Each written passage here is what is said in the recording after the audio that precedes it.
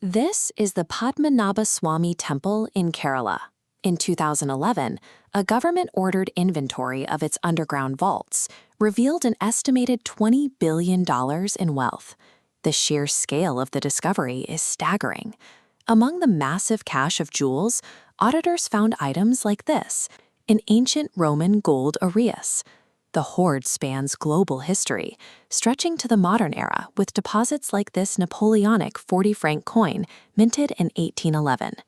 Internet legends claim one of these chambers, Vault B, is a cursed, unopened room guarded by giant serpents.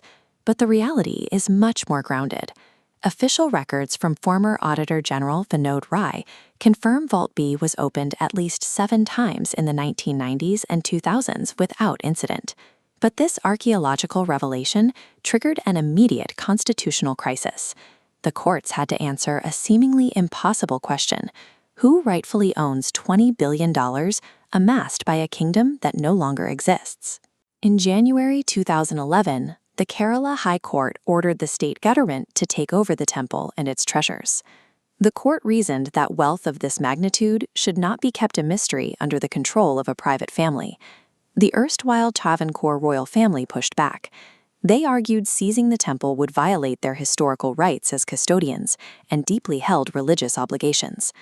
The dispute quickly escalated up the judicial ladder, eventually landing at the Supreme Court of India.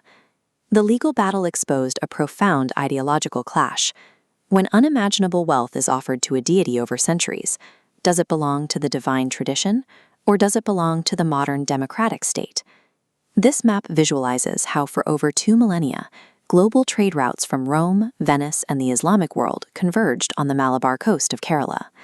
Merchants paying for spices and ivory poured foreign gold into the region. Much wealth entered the temple through a ceremony called Tulabaram. Monarchs were weighed against gold coins, then donated directly to the shrine. In the 18th century, a ruler named Marthanda Varma violently consolidated the surrounding territories into the powerful kingdom of Travancore. Then, in 1750, he made a staggering political and spiritual move known as the Thrippatadi Danam. He drafted a legal deed gifting his entire newly won kingdom to the temple's deity, Lord Padmanabha. Marthanda Varma declared that he and all future heirs would rule strictly as Padmanabhadasas, servants of the Lord, acting only on the deity's behalf. This single act created a centuries-long legal paradox. By surrendering the state to the deity, the wealth of the kingdom and the treasury of the temple became perfectly intertwined and legally untouchable. When India gained its independence in 1947, hundreds of independent princely states were absorbed into the newly formed Democratic Republic. To facilitate this transition, the government of India signed a specific covenant with the ruler of Travancore in May 1949. This diagram illustrates how that covenant and subsequent laws made a highly unusual exception. While most regional temples were absorbed by a state-run board, the Padmanabhaswamy Temple was left under the exclusive control and supervision of the Maharaja, specifically honoring that 1750 dedication. The system held until the death of Maharaja Sree Padmanabhaswamy, the last officially recognized ruler of Travancore. His death in 1991 created a legal vacuum. Lawsuits quickly followed.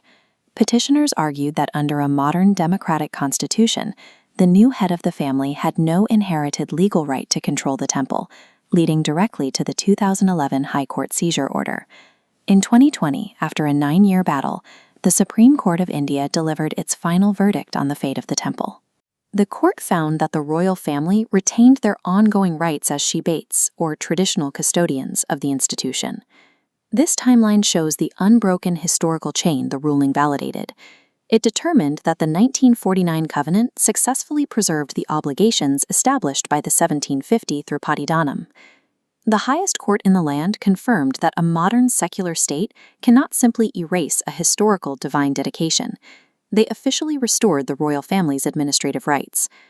While the legal custodianship is settled, a fierce debate remains over what to actually do with the physical treasure still sitting inside the colaras. From a secular, historical perspective, the hoard should be moved to a trust-run museum.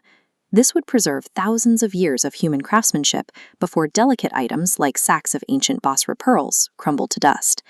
But the traditional spiritual counterargument is just as firm.